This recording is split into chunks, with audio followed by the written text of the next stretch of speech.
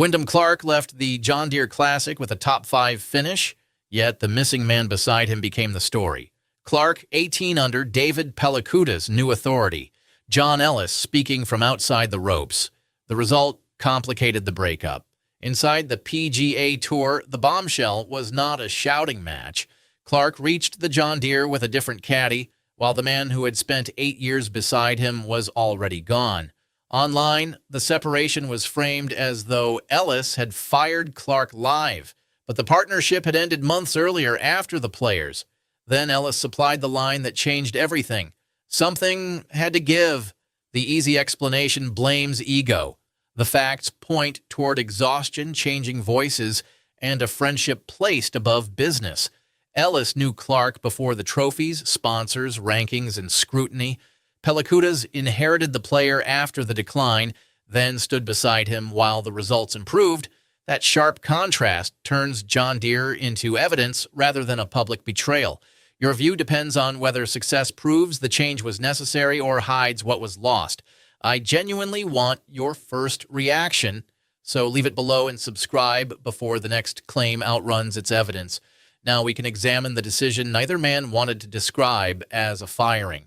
The distinction matters because John Ellis did not wake up one morning and decide that 8 years meant nothing. His choice only makes sense after looking at what those years contained. Ellis first became connected to Clark at Oregon, where he worked as an assistant coach after ending his own professional playing career. Clark had transferred there carrying enormous ability, personal grief, and a game that could overpower a course without always controlling the man swinging the club. Ellis saw the complete player before the public saw a major champion. That history gave Ellis unusual authority.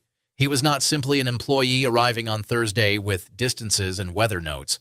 He knew how Clark reacted when confidence disappeared, how frustration changed his decisions, and how quickly one bad swing could become an argument with the entire round. Clark's core instinct has always been force.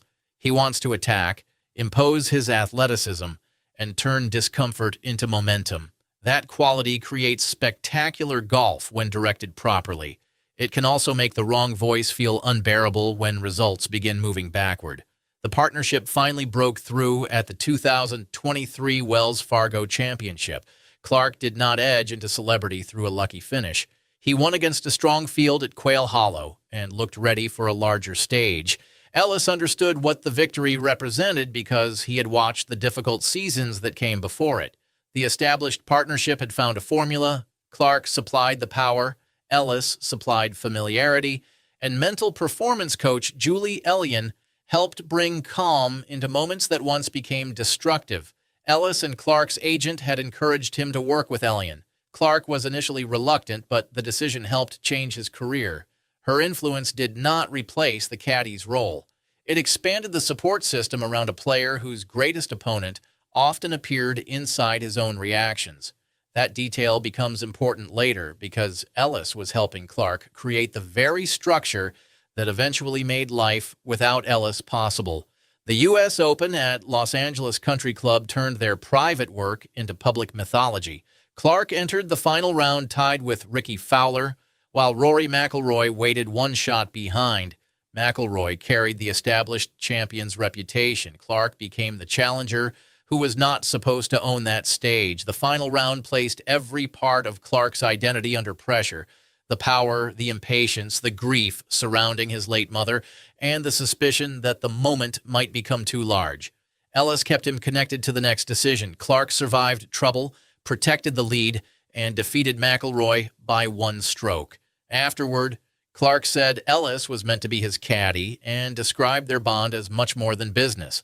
That quote now carries a different weight. It was sincere when spoken, yet sincerity does not guarantee permanence. Golf partnerships can be emotionally real and professionally temporary at the same time. Success expanded Clark's world in public view. He moved into the top tier of the rankings, represented the United States, gained larger commercial value, and became recognizable beyond regular golf audiences. His clothing, equipment, sponsorships, and public appearances became part of a major champion's image. Ellis remained the familiar figure beside him, which made the partnership appear permanent. Their next major triumph came at the weather-shortened 2024 AT&T Pebble Beach Pro-Am. Clark shot 60 in the third round, and the tournament ended without a Sunday finish because of dangerous conditions. The victory reinforced the idea that the system still worked. Clark had power, a major title, another trophy, and a world ranking near the very top. Ellis looked like the steady architect behind a player entering his prime. Then the results softened. Clark's form after the end of the 2024 season no longer matched the standard established during his rise.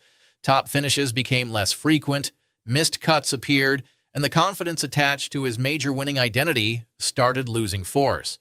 Nothing about that decline proved Ellis had failed. It showed how quickly a partnership can become trapped by its greatest memories.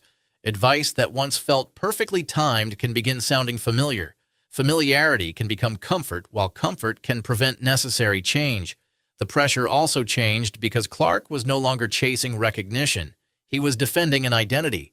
Every poor week invited questions about whether the U.S. Open had represented a peak instead of a beginning. A golfer who once used doubt as fuel now carried expectations supplied by rankings, sponsors, fans, and his own previous statements. Ellis had to manage the same personality under different conditions. The hungry challenger had become the established name, and the old balance no longer fitted as easily. Their final tournament together came at the Players' Championship in March 2026. Clark finished well outside contention. Nothing dramatic happened beside the 18th green. There was no televised dismissal, no abandoned bag, and no angry announcement from either man. The absence of a public scene made the later revelation more effective because it suggested that the decision had developed privately. Then the post went up. Reporter Matt Gannon shared that Clark and Ellis had parted ways, with David Pelikutis taking over for the foreseeable future. Social media immediately treated the separation as evidence of conflict. 8 years had ended in a sentence, allowing every observer to supply an unseen argument. Some fans viewed Clark as another star replacing the person who helped make him successful. Others saw a routine performance decision that should have happened sooner. Ellis changed the discussion when he appeared on Sirius XM PGA Tour Radio. He did not attack Clark, expose a dressing room argument, or claim mistreatment. His language was more damaging to the image of a functioning partnership because it was controlled. He said they were friends before business, explained that things had not been right, and concluded that something had to give. He suggested that a different voice could help both sides. That was the firing hidden inside the headline. Ellis was not literally Clark's employer, so he could not formally dismiss the golfer. Yet he ended his participation in the version of Clark's career they had built together. He withdrew the voice, history, and emotional knowledge that had accompanied Clark from Oregon to a U.S. Open trophy. The moment was not live at John Deere, but John Deere became the first clean public test of whether that decision had released Clark or exposed him. Ellis also rejected the easy feud narrative. He said there was no hatred and indicated they remained in contact. That did not erase the rupture. It clarified matters. A friendship survived. The business arrangement ended before resentment consumed it. Ellis becomes the sympathetic figure through that choice, although turning Clark into a simple villain would ignore the professional reality facing both men. Pelikutis entered immediately afterward as the hungry challenger in this story. Known around the circuit as Big Wave Dave, he had worked with several tour professionals and had previously filled in for Ellis. He did not inherit an unknown prospect. He took responsibility for a major champion whose game, confidence, and public image required repair. Any success would raise questions about Ellis. Any failure would make the replacement look cosmetic. The contrast between them was unavoidable. Ellis carried shared history and knew the meaning behind Clark's reactions. Pelikutis brought distance from that history. A new caddy can challenge choices without reopening an old disagreement. He can give a familiar player unfamiliar language. Clark's aggressive instinct did not disappear, but a fresh relationship could redirect it before frustration became the loudest voice in the conversation. The results justified attention under a brighter spotlight. Clark began producing stronger golf, then won the 2026 CJ Cup Byron Nelson. The victory mattered because it ended a long gap and came with Pelikutis on the bag. It also featured another round of 60, linking the new era to the most explosive performance of the Ellis partnership at Pebble Beach. That connection made the debate uncomfortable. Clark had not abandoned his old identity. He had recovered it with someone else standing beside him. His equipment situation added another layer. Clark had become a free agent for much of his bag, combining clubs from different manufacturers rather than allowing one company to define every choice.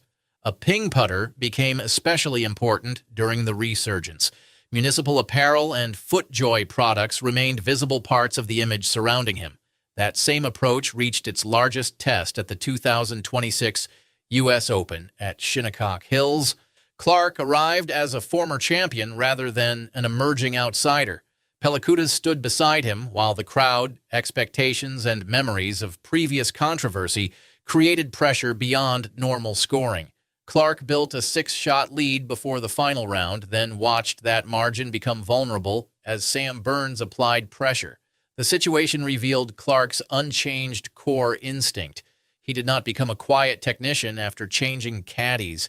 He remained a powerful, emotional competitor who preferred action over retreat. The difference appeared in how his team helped contain the moments between shots. Mental coach Julie Ellion remained part of that system, proving that the split with Ellis was not an attempt to erase every element of the old era. Clark retained what still worked and replaced the voice that no longer did. A long birdie at the 16th hole became the decisive answer. Clark survived a closing round that was far less comfortable than the lead had promised and won by one stroke. It was his second U.S. Open title. Pelikutas had now helped guide him through a regular PGA Tour victory and a major championship within months of taking the bag. The challenger no longer looked temporary. Social media changed tone immediately. The split that had once been framed as disloyalty could now be presented as ruthless intelligence. Results gave Clark's decision authority, although they did not rewrite Ellis's contribution. Online judgment often behaves like a leaderboard. The newest number pushes every earlier detail downward. Clark's resurgence made the breakup look obvious only after it worked.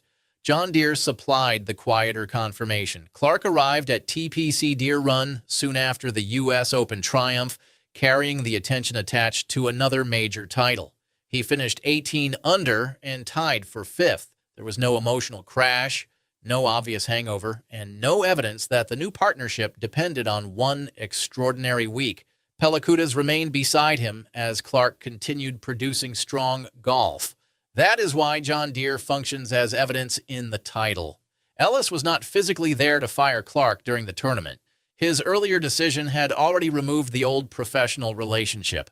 The live consequence appeared on the course when Clark competed successfully without him. Every shot became an indirect verdict on the separation, even though neither man publicly described it that way. The result also prevents a comforting conclusion. Ellis can be credited with helping build the champion who won in 2023. Pelikutas can be credited with helping restore the player who won again in 2026.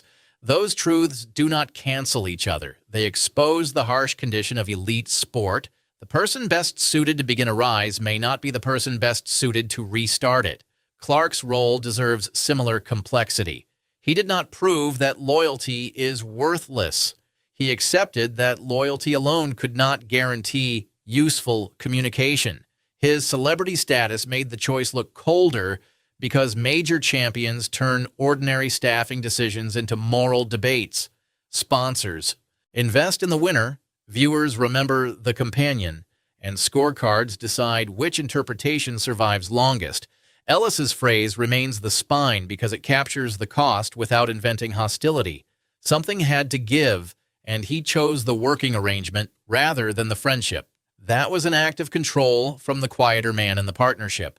Clark then answered through results, which is the language his career has always trusted most.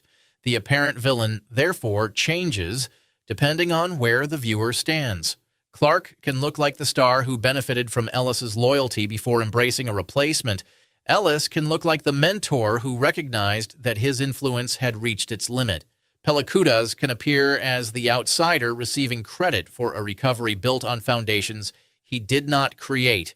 Each reading contains part of the truth. What cannot survive is the claim that a furious confrontation occurred live at John Deere. The real bombshell is more personal. Ellis effectively fired himself from Clark's professional life, then watched the golfer flourish with a new caddy. Clark did not defeat his former partner because Ellis was never his opponent. He defeated the decline that convinced both men to separate. The final judgment belongs with the audience because golf fans understand that numbers settle tournaments without settling relationships. Clark's 18-under finish proved that the new structure could keep working. It did not reveal every private conversation that made the old one fail. Ellis protected those details, and his restraint may be the clearest sign that friendship genuinely remained. So decide what matters more, the 8 years that built a major champion, or the months that rebuilt him. Leave your verdict below, subscribe to the channel, and stay with us for the next PGA Tour story where the loudest version is rarely the complete one.